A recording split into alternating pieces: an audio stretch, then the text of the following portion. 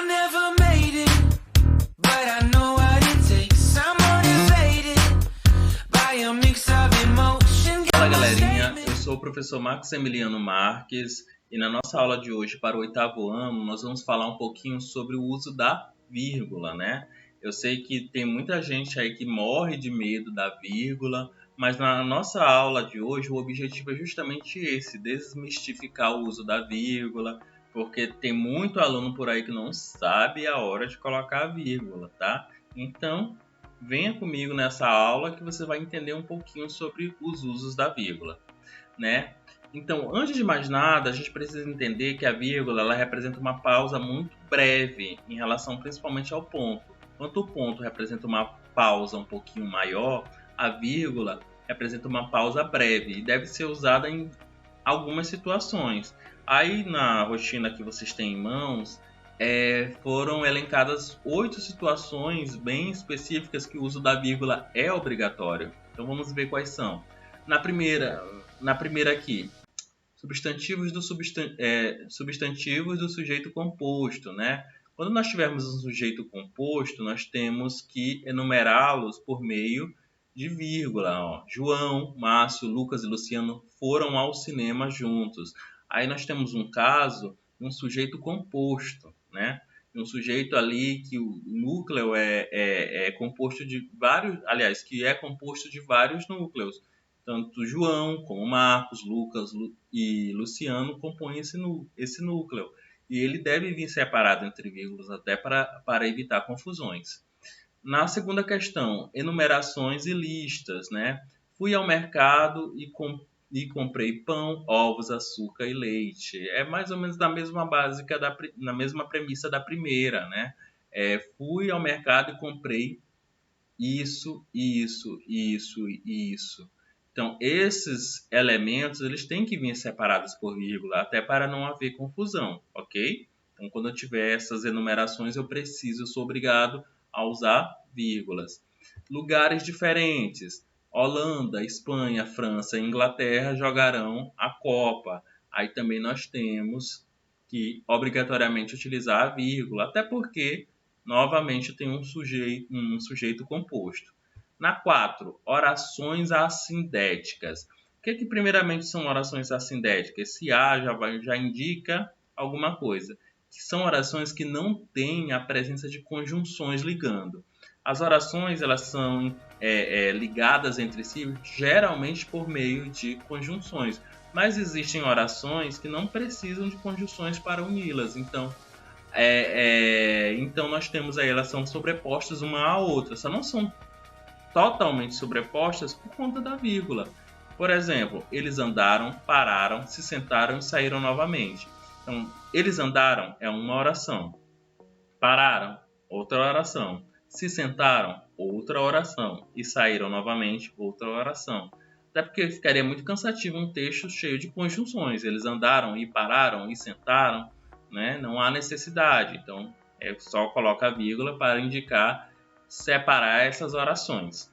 Quinta, separar expressões explicativas.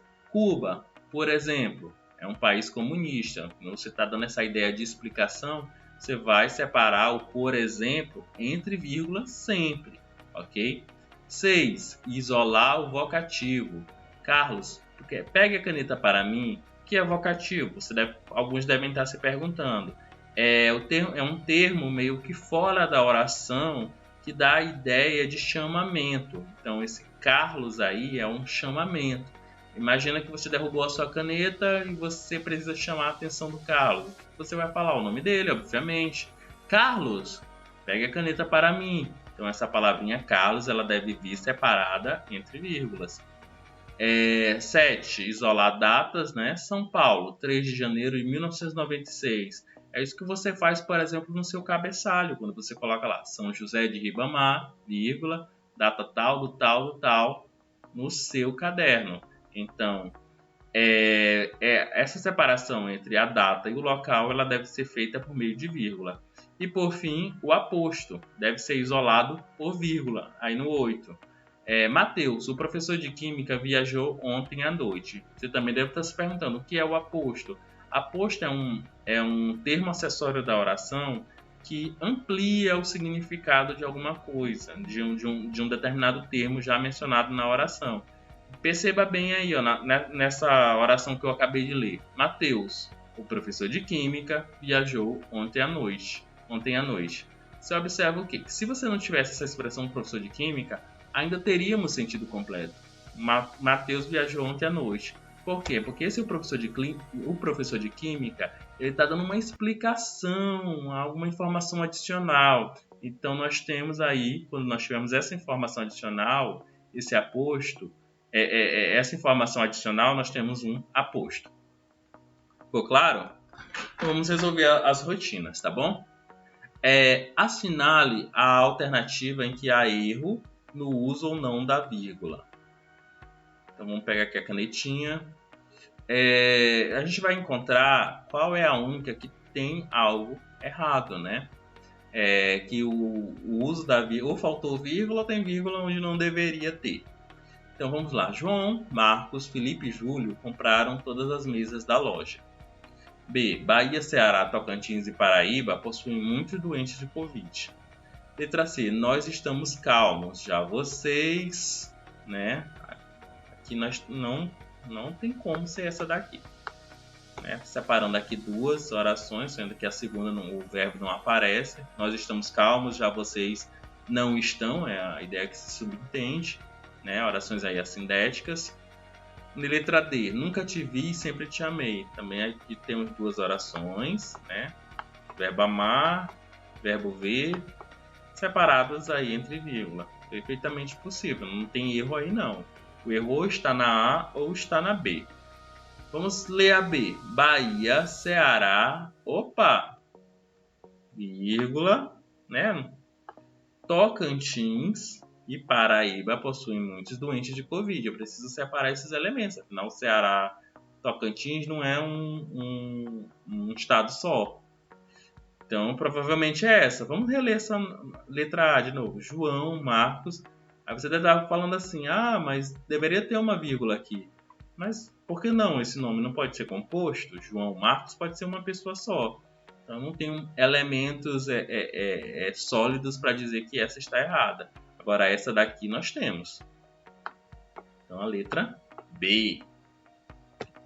Na segunda questão, na oração João, o primeiro rei de Portugal, nasceu na Espanha, usa-se a vírgula. Nós temos aí, o primeiro rei de Portugal está entre vírgulas. Por quê?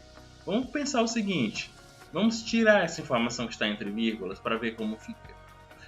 João nasceu na Espanha. Beleza, nós temos aí um sujeito, verbo e seu adjunto. Nós temos aí uma informação completa.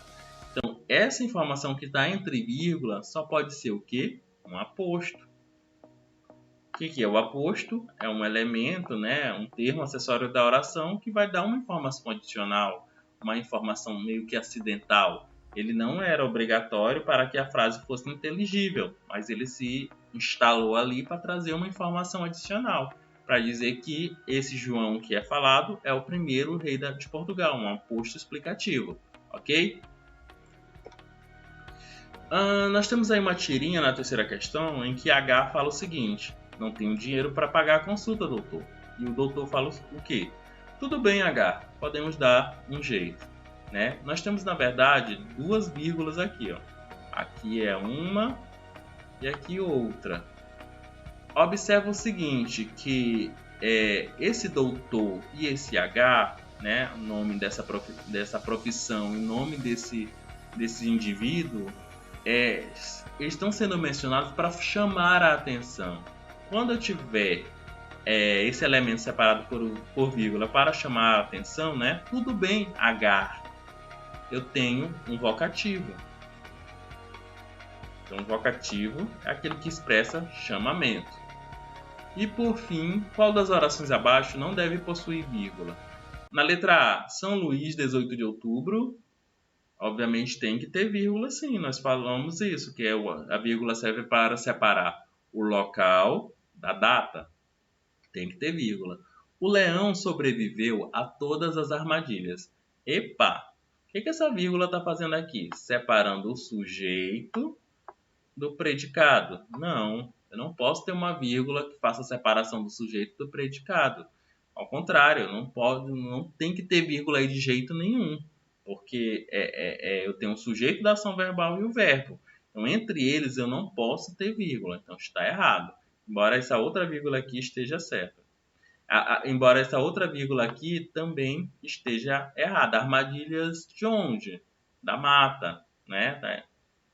E então essa daqui que está errada. Não tenho prata, ouro, diamantes, mas te dou meu amor. Vírgula está corretíssima. André, um vocativo aqui de novo. Venha tomar o banho. Também está correto. Galera, nossa aula terminou, tá bom? Eu fico por aqui. Na nossa próxima aula, talvez nós possamos dar continuidade com mais exercícios e brevemente nós temos aí uma avaliação, tá bom? Então fique ligadinho, assista às aulas, responda as rotinas, mantenha o caderno organizado, que o final do ano está bem aí, bem breve, tá certo? Muito obrigado e até mais!